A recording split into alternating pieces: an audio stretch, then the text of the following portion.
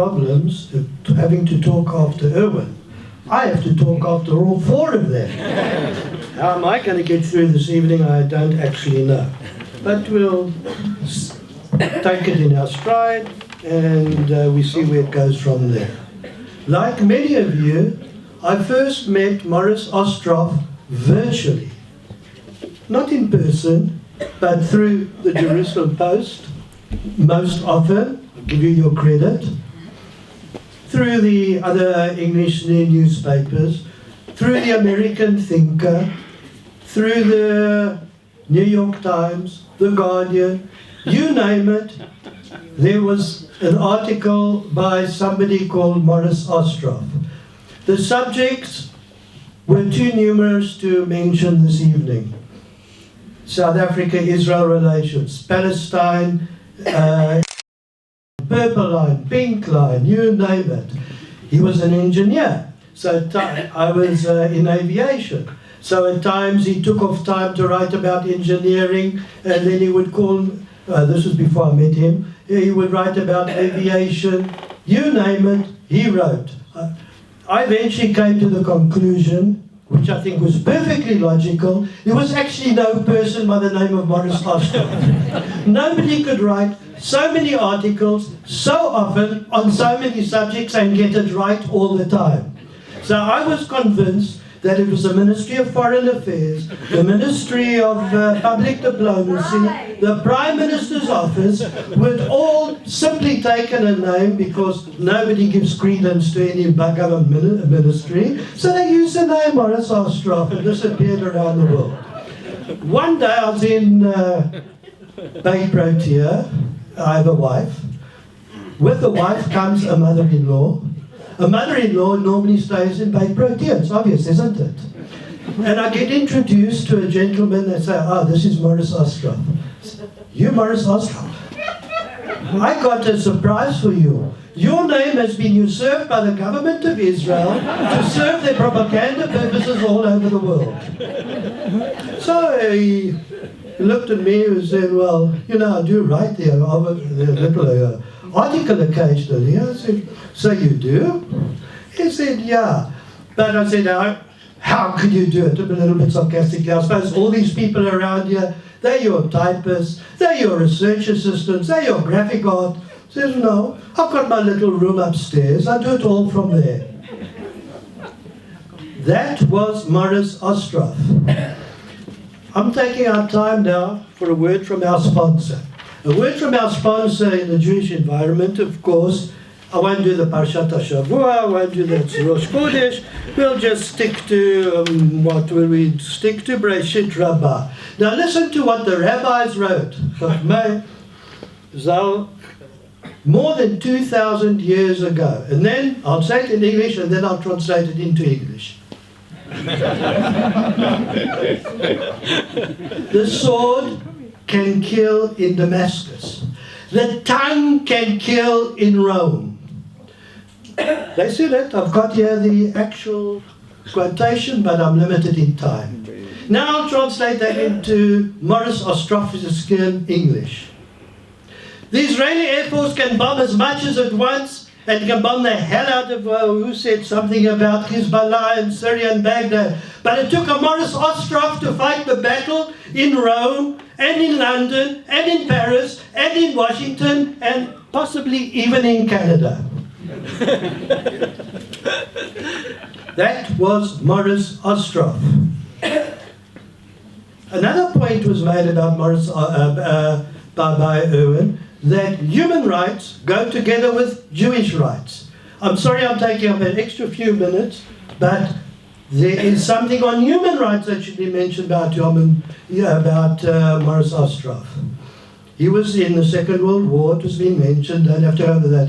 He came back. There was something in South Africa called the Torch Commando, which fought against apartheid in the early 1950s. He was part of that Torch Commando. He fought against apartheid in the early 1950s while everybody else was enjoying a comfortable situation. Let us give him his due that he was not only Israel, he was not only for Jewish things, he was also on human rights.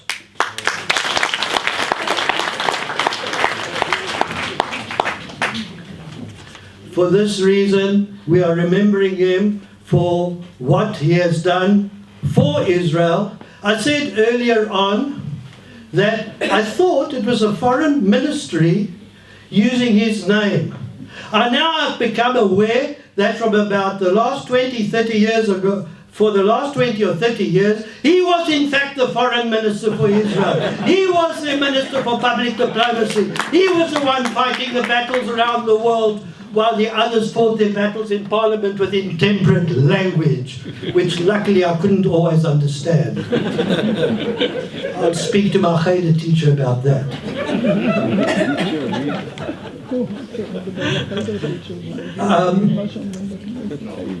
I've also been asked to speak about TBT. Morris is one of the founders of TBT, and you've found on your chair the mission statement.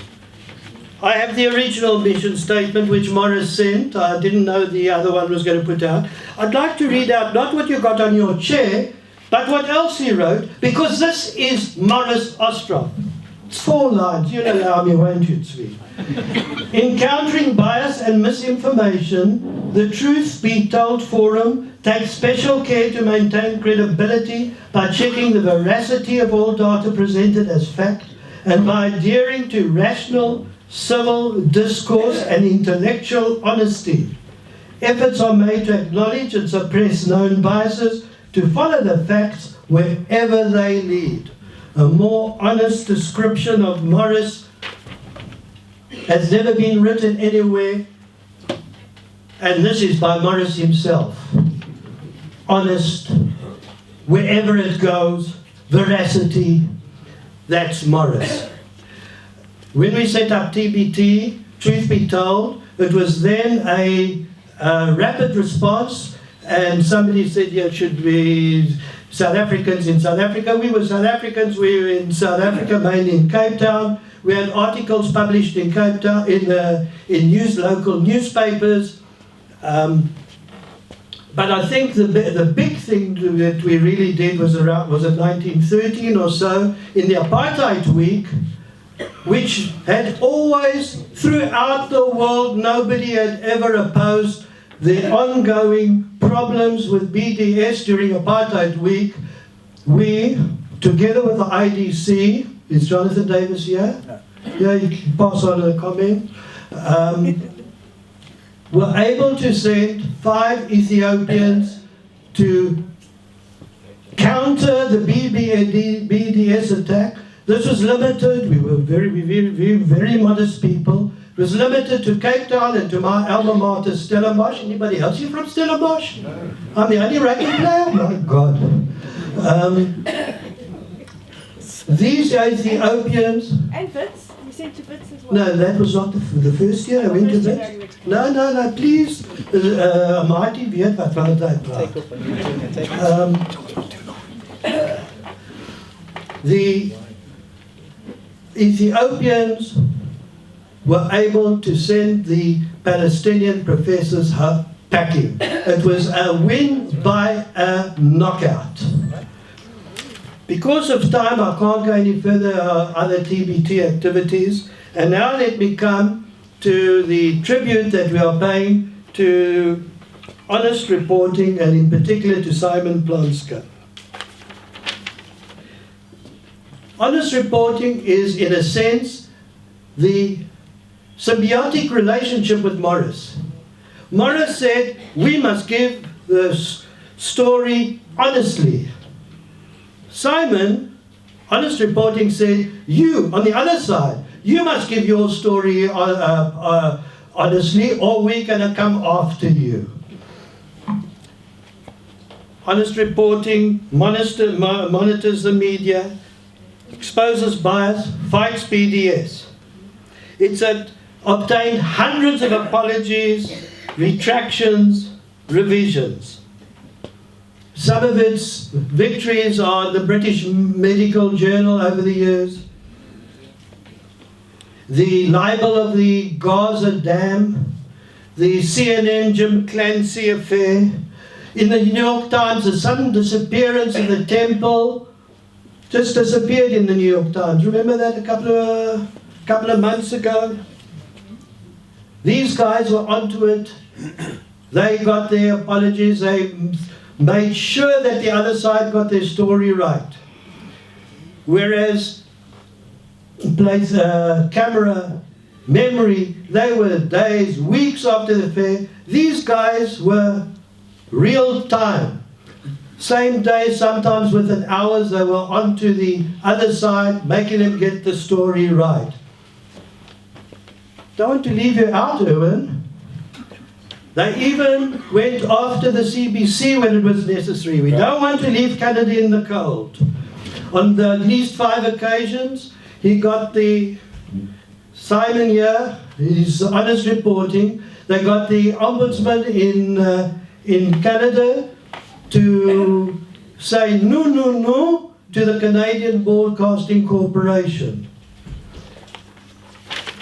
If Morris was telling the story, honest reporting was making sure that the story was being told correctly.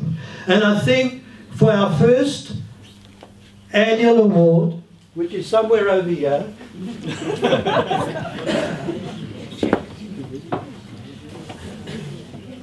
Simon?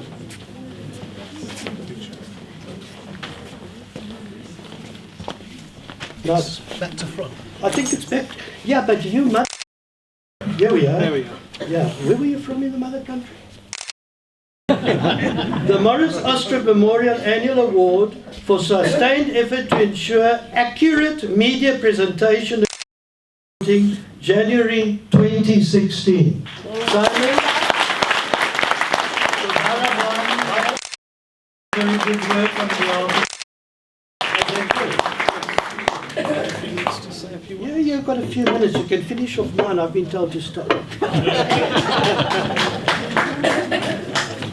Well, now I've got to follow all of these people who've spoken already. So first of all, just give me a few minutes. Obviously, thank you to Truth Be Told for this award and also for organising tonight's event. Obviously, we're remembering Morris Ostrov tonight, but also the discussion we've had through the panel here behind me, this distinguished panel of guests. It's also testament to the importance of public diplomacy to Jewish and non-Jewish communities, and, as we've already discussed here, to Israel's political decision makers as well. So it's truly an honour to receive this award tonight on behalf of Honest Reporting. I've just celebrated 10 years with the organisation, and our entire essence really is based around promoting grassroots activism for Israel. Now, if anything, Honest Reporting is perhaps the original example of how just a few activists could make a real difference. We were created back in the year 2000 by a couple of students in northwest London. I'm sure a lot of you, even the South Africans, have probably heard of Golders Green. And they used an email list to alert their friends and families to take action against the daily assaults against Israel in the international media. You know, those days, of course, email was a sophisticated form of communication, perhaps not so much now. Now, fast forward 15 years, and Honest Reporting can truly say to be is the world's largest grassroots organisation dealing with defending Israel against media bias. With some 140,000 subscribers and a social media community of reaching millions around the globe, our small but highly dedicated team of staff punches way beyond our weight, getting the corrections and educating the public and the media. Now, I know what a privileged position I'm in, being paid for and making a career out of what I consider to be a holy mission.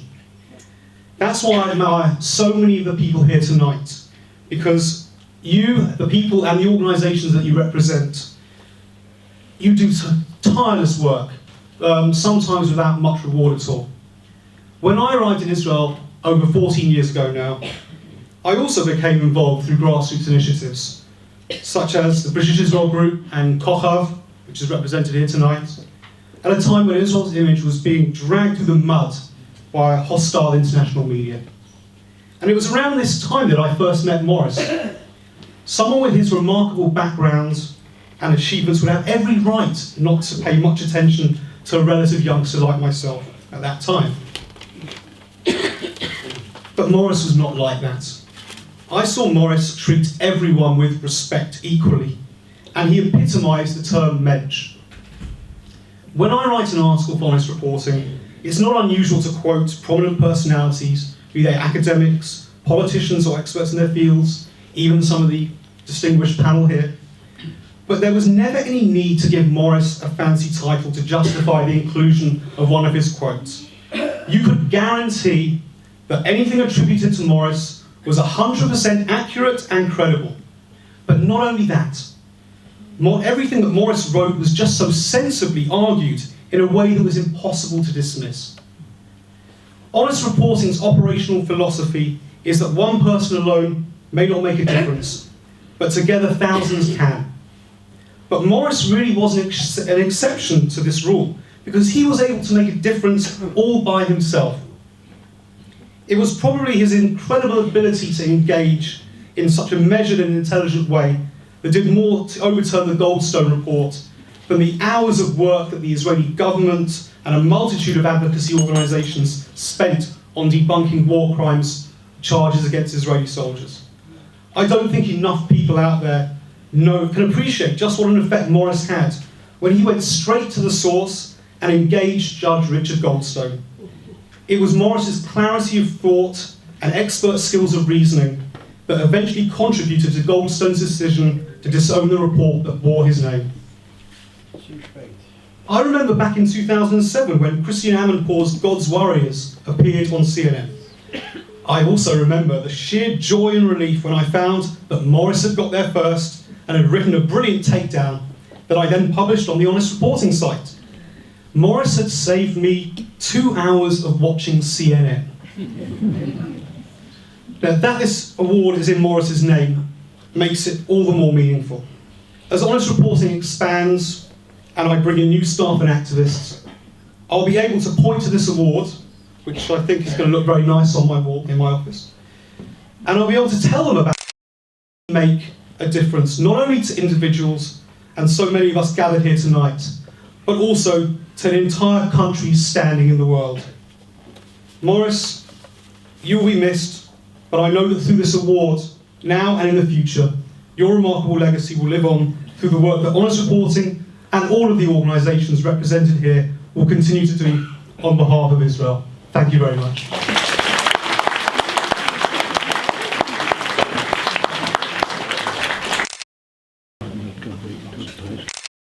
The audience to please be upstanding for the singing.